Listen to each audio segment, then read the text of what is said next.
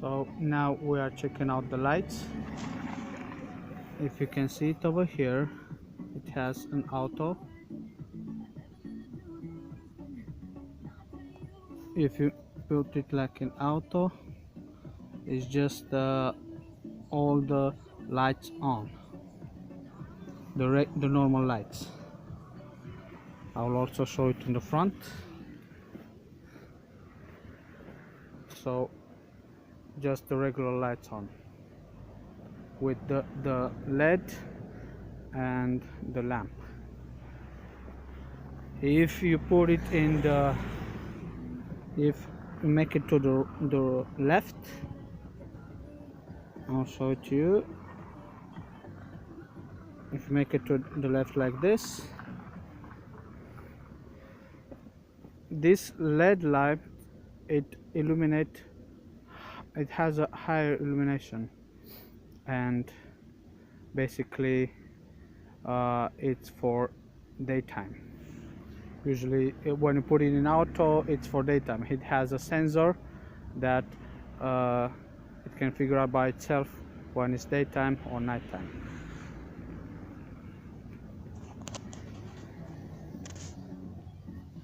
So let's do it again to the left. Okay, so now if we press on this light over here, is the fog light.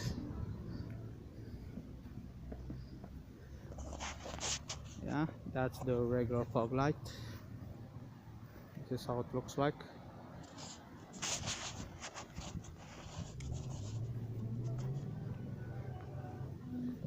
And if you want even better, just the bigger one, the long lights.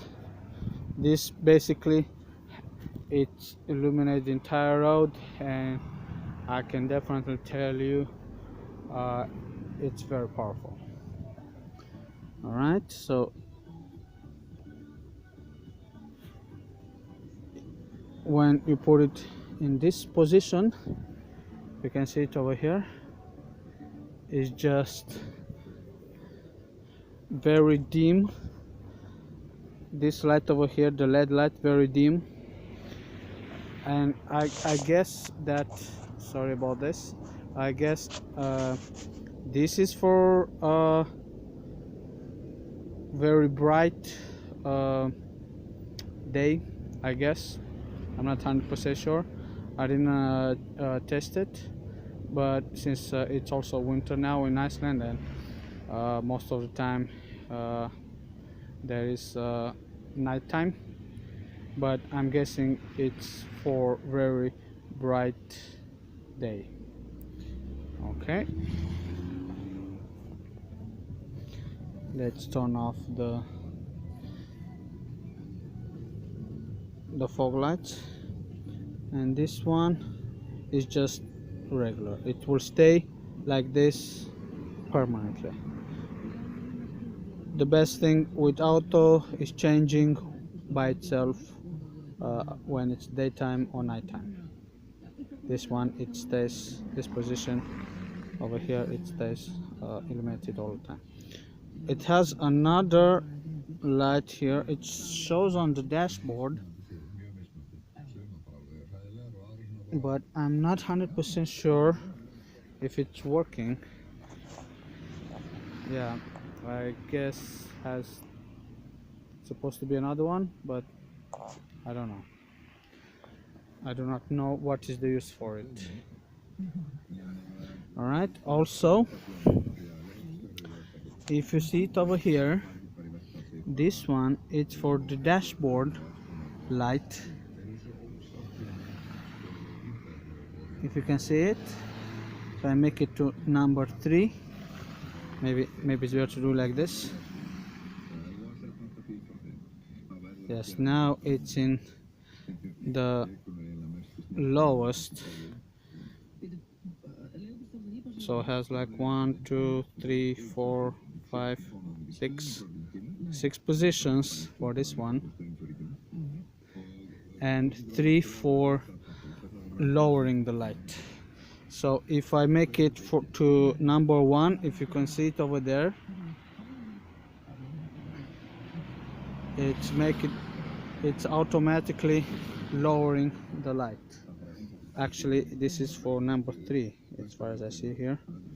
So yeah, number 3, number 2, and number 1. Yes, that's it. So depends how you want it. Usually I keep it to number 2.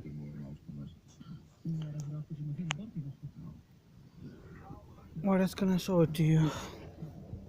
So later on I'll show it to you also the computer, uh, the dashboard computer, which has different positions, has different menus, and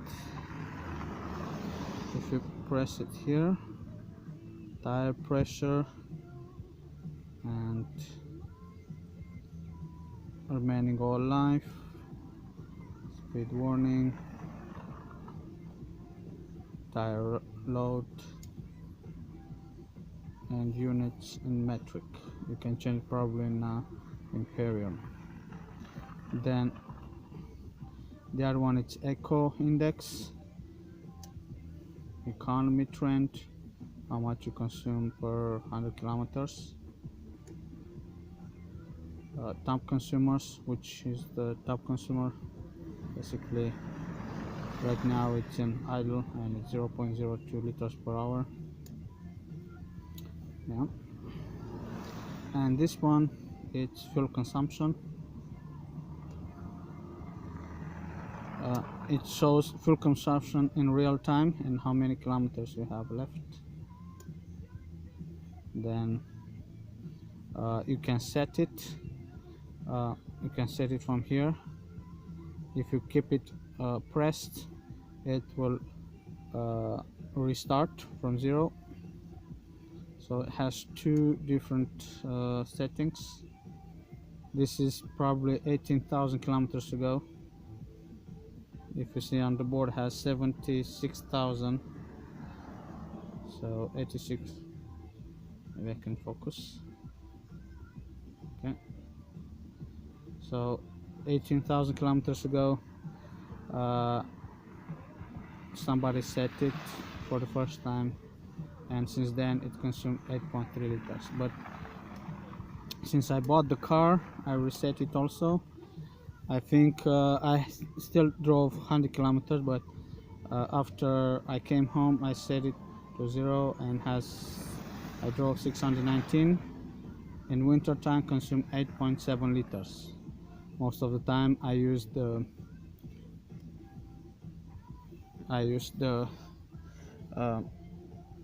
how, I forgot the name for it.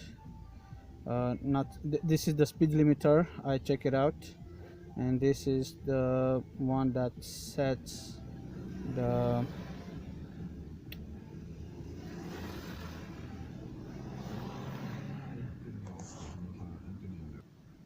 sorry about this, I completely forgot how it's called, and yeah, I remember it. It's called cruise control.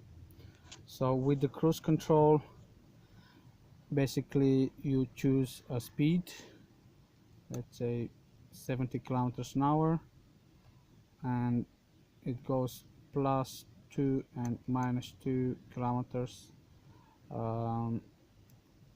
and you can set it every time to what kilometers you want, and it keeps it to that speed continuously. So it's very good for economy. But I'm it's not 100%.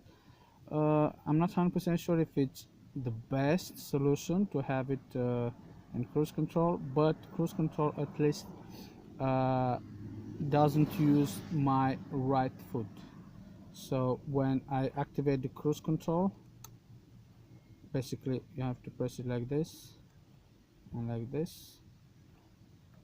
So when it's on, you just press like this, either up, down, or up. When you have it in speed limiter, it doesn't go up then some kilometers. Let's say you set it for 90, but when you it goes for limited like 5 seconds, doesn't go 5 or 10 seconds, doesn't go higher than 90 kilometers. If you press the brake, uh,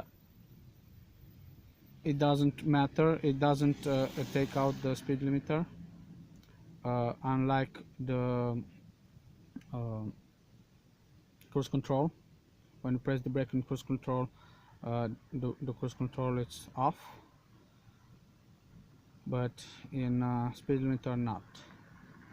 Still, when you accelerate, let's say you accelerate even higher than normal, the speed limiter, it makes a sound, and it's a warning that you break the speed limit. So that it's a good feature too, I guess. All right, that's it for today. I will come up with some other clips later. Please let me know in the comment what would you like to know about this Opel Mokka X. And yeah, thank you, and have a good day.